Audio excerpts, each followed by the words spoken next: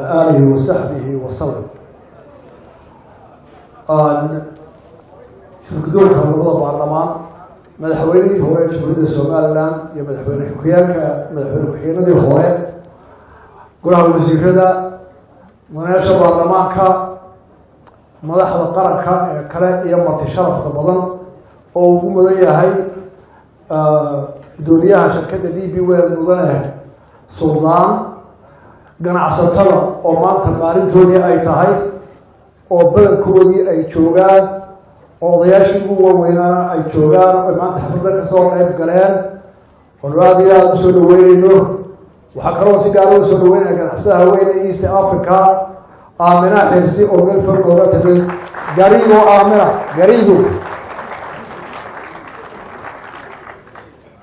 salaan kadib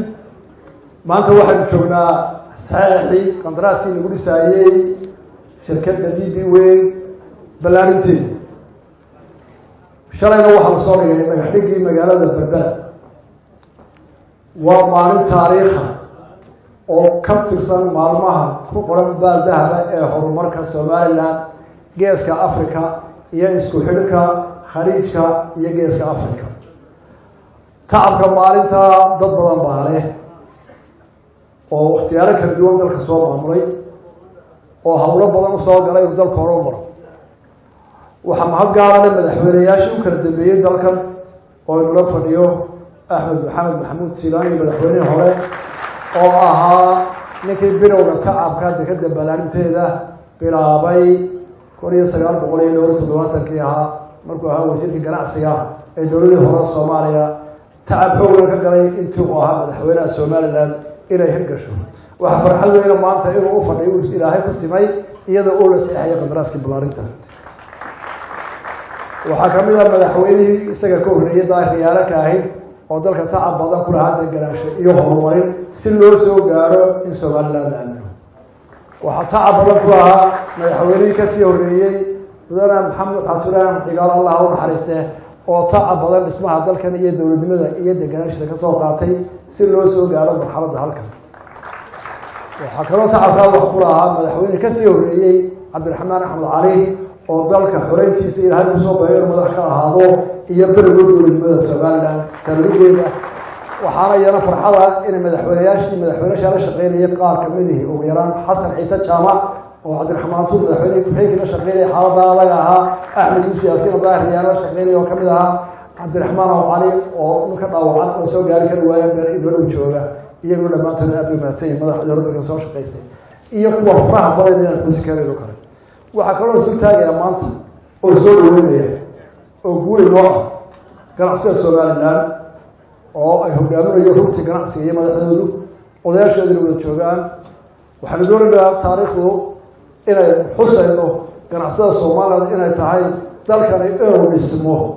oo uu istaago oo uu adduunyada la xiriiro oo la aamino qaybta ugu weyn ganacsiga Soomaaliland ayaa qaatay tusaale markii dalka la soo galay 1990kii iyadoo oo jahawle badan ay jiro markabkii uu horeeyay waxa ku soo leexiyay badda ka soo leexiyay Allah uu xariistay Ibrahim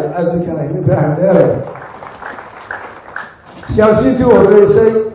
iyo xawaalidii dadka faashinka soo gaarsiinayay gurmada ay soo direen dadkoodu waxa horumar ka ahayd oo ka badan yahay Maxamed Ciidmaanti uu soo gaabay tahay oo soo qaybgalay way xusdo taariikhda siyaasiyiintii uu horeysay ay ka kabriyaan oo baadalay SDS Sotelco barakaad laakiin waxa ka qaaday oo dalka wada gaarsiiyay codkooda ismaqlaan gudiyeedba taraso sabta waa soo daba gashay hormood baa soo daba gashay national way badnay laakiin waxa aad loo siday oo tacbiirka soo dalka isku xidhay taraso oo filayeen madaxda fadhido waxa ka daba qaatay oo imika soo gaarsiiyay fiberka Sotelco oo filayeen fadhiyo gudiyeedii waxayna marnaba ilaa shirkadda daal oo dalka soo dabaaqay xaalad adag oo ahayd shirkadda ku soo Soomaaliland oo dalku intii uu tababarsanaa ilaa maalintii bilowga ayaa ka bilaabay diyaaradda jasnada ahayd ee jawi tagtay ilaa maanta marxalad weyn iyo abaar badan dalka lagu soo galay waxa jira shirkado fara badan oo wada xusi karayeen oo siyaaro badan loo ay ka mid yihiin kuwa xoolaha ka baaxisay oo ay ka mid tahay kuwa xoolaha oo intii muddo aba magaceeda dee ugu badnaa xaaje aada loo kala iyo shirkadihiisu ahaayeen aadan baradho ay ka mid ahaayeen shirkadaha ku mudan inuu magaco waa gudeen shirkadeedu walaalayaal dekedaa la balaarinaayo horumarka dhaqaale ee geeska afrika ka jira adduunka uma maanta dhaqaalaha ku tartamaya ciidanka aynu haysano iyo caqliga arrintaa wax ka qabtay ee muujiyey kartidooda ee ilaahay sabablaad ku manaystay ganacsada ka owa waxaan soo dhaweynaa ganacsada la shaqayntooda xaaladaha ganacsi ugobolxaalkiisa dowladdu waxay qabataa waa facilitation waa fududaydo dhaqaalaha dalka waxa dhisaya waa ganacsatada meel kastoo ay joogaanba iyo dal kastoo ay yihiinba kuwa ajnabigaana waa marti qaadaynaa kuweena waa dhiirigelinaynaa oo gacmahan isqabsanaa haddii alla leedahay waxaynu soconnaa dalka maanta geeska afrika iyo adduunka tartan dhaqaalaha ka socda dabaysha nabadeed isdhexgal ganacsi ee geeska ka jirtayna garaacaysa qaybteena waa ka qaadanaynaa si dhowna waynu u fiirsanaynaa qaybteena waa ka qaadanaynaa nabadda ka dhex quratay eritrea iyo ethoobiya waa soo dhaweynaynaa geeska africa oo dhan nabad ka dhartay waa soo dhaweynaynaa adduunka oo dhan nabadda waa soo dhaweynaynaa somaliland nabad bay ku dhisatay nabad baana u taagantahay ganacsiga isdhexgalka wax wada qabsigana waa soo dhaweynaynaa diyaarba waa ahay inuu qaybteeda ka qaadano dhammaan caalamka oo dhan ganacsigiisa berbere maanta hawsha laga qabtay ee d p weyn aan iska kaashanay iyo dowladda carbeed ee midowday imaaraadka waxay noqonaysaa halka aynu ka duulano berbere waa aynu ka bilaabayno inaynu u noqono albaabka laga gelaya afrikada aan dekedaha lahayn ee faraha badan boqolaal milyan afrika aynu u shaqaynaaba aynu doonayna shirkadda berbera port waxay ka kooban tahay 3 qaybood oo wadaagay oo isu tagay waa shirkad ganacsi shirkadda ganacsi waxay isugu yimid maalgashiga oo United Arab Emirates oo DB World ah oo anta wax maalgelinaysa iyo dalkii lahaa berbera port ee ilaahay ku abuuray oo dalka iyo fasilkiisa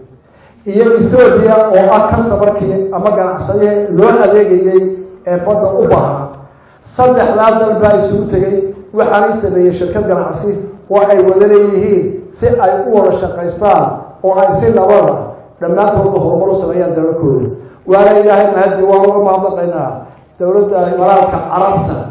madaxooda sheekh khaliifa iyo wasiir cahdiga maxamed al-nahyan iyo madaxweynaha ra-iisul wasaaraha oo ah madaxweynaha dubay iyo shirkadda d p madaxdeeda inay noqdaan dalkii iyo shirkaddii ugu horreysay ee kusoo dhiirada ee maalkooda geliya Soomaaliya aan la ixtiraamsanayn oo cadow badan waxaan uga mahadnaqaa inaanay ka baqanin oo dhig jala u siinay markii dowladda Soomaaliya ay tiri lama tegi karo oo yaab leh adduunka meel hore loo marinayo oo horumar sameynaysa oo la yiraahdo lama sameyn karo iyadoo gardarro ay tahay waxaan leeyahay Soomaaliya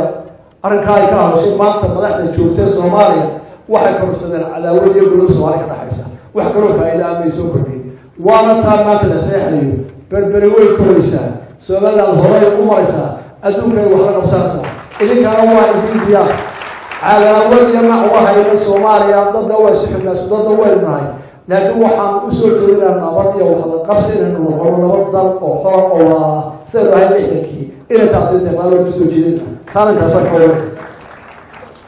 وحنا سكوا يا هو ما ينوت على سؤالنا وحنا نقرأ وين ردوك سؤالنا وحنا نقرأ وين وشغلنا خانة والحفلة برا وحنا وين وحنا نقرأ وين تبعتنا بالبدلو سير بيان وسول وين إنه أو أي ردوك وش قايل إنه أو نوصل إليه وحنا نقرأ ما يتشبه وحنا نقرأ بيبل وحنا نقرأ ودوري وحنا نقرأ ضد أقوال وضد كسول ويسكر intaas waa hawsha laga rabo waa in dawlad iyo ganacsato iyo culimo iyo dhalinyaro isugu tagnaa sidii ay hawsha qaybteena uga qadan lahayn taa intaas ku soo koobaya halkan nimaay waa laga bixiyaa gobol tareen ama xasaabta ku duubaya Ingiriis marka waa la yaabo marka hore xafil mid Soomaali moogta anna hayla yaabo waxa ku hadlaya Carabi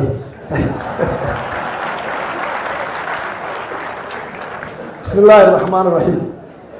أصحاب المعالي سعادة الضيوف الكرام سيداتي وساداتي أحييكم تحية خاصة رئيس مجلس الإدارة والرئيس التنفيذي لشركة موانئ الدول العالمية السيد سلطان أحمد بن سليم. كما أحيي الحضور الكرام والسادة الشرفاء مجلس النواب والشيوخ، رئيس المحكمة العليا، أعضاء مجلس الوزراء والوفود العالمية والمحلية. أحييكم، السلام عليكم ورحمة الله وبركاته. تعود العلاقات التاريخية بين الإمارات حكومة وشعبا وبين الصوماليلاند إلى أصول قديمة، وذلك بالتبادلات التجارية والثقافية والدينية المبكرة بين التجار المنطقيتين والشعبيين الشقيقين.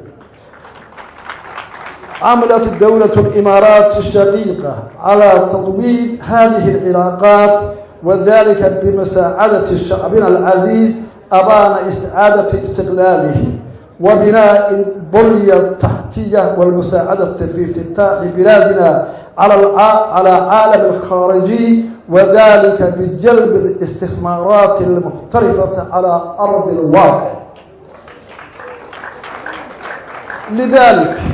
أشكر شكرا خاصة نابعا من القلب الشيخ خليفة بن زايد آل نهيان رئيس الدولة ومحمد بن زايد ولي العهد أبو ظبي على دعمهم المتواصل، وسنفتح جميع أبواب الاستثمار في أرضنا العزيزة لدولة الإمارات الشقيقة حكومة وشعبا. سيداتي وسادات الكرام، شهدنا بالأمس مراسم حفل الافتتاح للتوسيع وتطوير ميناء بربر العالمية، واليوم نحتفل بمراسم منح العقد، وبالشكل هذان الحدثان معا بداية بناء وتوسيع ميناء بربر العالمي. وأود أن أشكر حكومة الإمارات العربية ودولة إثيوبيا وشركة موانئ دول العالمية وسلطات الموانئ الصوماليلاند وكل من عمل بجد لتحقيق هذه المشروع المهم. نحن فخورون بالعمل الذي تم إنجازه حتى الآن لجعل هذا اليوم حقيقة واقعية. إن هذا اليوم يعتبر يوما تاريخيا، ونحن نضع حجر الأساس معلما رئيسيا لتطوير اقتصادنا والاستثمار في البنية التحتية لبلدنا. سنكون قادرين على النمو من أجل مصلحة مواطنينا والإقليم والدول العربية الشقيقة. إن التواصل التجاري مع المنطقة سيعزز العلاقات القوية القائمة حاليا، ويجعل من بلدنا لاعبا مهما في التكامل الاقتصادي والنمو في المنطقة. إن أهمية ميناء بربر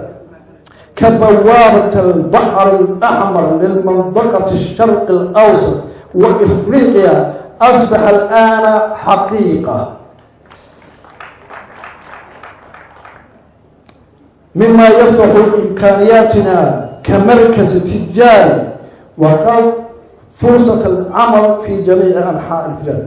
وتعد أعمال التوسعة وتطوير ميناء بربر أكبر مشروعا في البنية التحتية من أرضنا العزيزة، جنبا إلى جنب مع المنطقة الحرة في بربرة والمطار والطريق السريع بين بربرة وتبوتالي. يعتبر كل هذا هو جزءا أساسيا من التنمية الاقتصادية في الصوماليلاند، ويرتبط بشكل مباشر مع النمو وتنمية الاقتصادية للمنطقة ككل. سيداتي وساداتي، سيساهم هذا المرفق الهام بزيادة حجم التجارية الدولية من بلدنا والعالم كله، ويخلق فرصة عمل للشباب، ويرفع مستوى المعيشة، فضلا على تحسين القدرة التنافسية للدولة عن طريق تحويلها إلى مركز تجاري في الإقليمي، بما يخلق تنمية مستدامة للأجيال المقبلة. وسيساهم بشكل مباشر في مجالات إنمائية أخرى كالسياحة والصناعة. إن سلام والاستقرار في أرضنا العزيزة وموقعها الاستراتيجي قد جنب دولة الإمارات العربية وشركة موانئ الدول العالمية للاستثمار في الميناء، وندعم ونشجع قرار دولة الإمارات العربية المتحدة الشقيقة بقيادة الشيخ خليفة بن زايد آل نهيان وشركة الدول الموانئ العالمية بقيادة السلطان بن سليم الذي لا شك أنه سيجنب الاستثمارات الأجنبية مباشرة إلى أرضنا. لقد استثمرنا وسنستمر في استثمار الكثير من الوقت والجهد لخلق بيئة موالية للاستثمار في أرضنا العزيزة.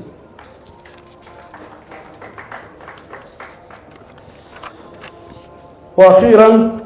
أشكر جزيلا لكم من القلب إلى القلب، ونشكر دولة الإمارات الشقيقة على ثقتها الكبيرة في سوماليلاند والاستثمار فيها، كما أشكر من وفد موارد الدول العربية المشاركة معنا في الحفل، وأدعو الله أن يكوننا على ما فيه الخير للبلاد والعباد. والسلام عليكم ورحمة الله وبركاته.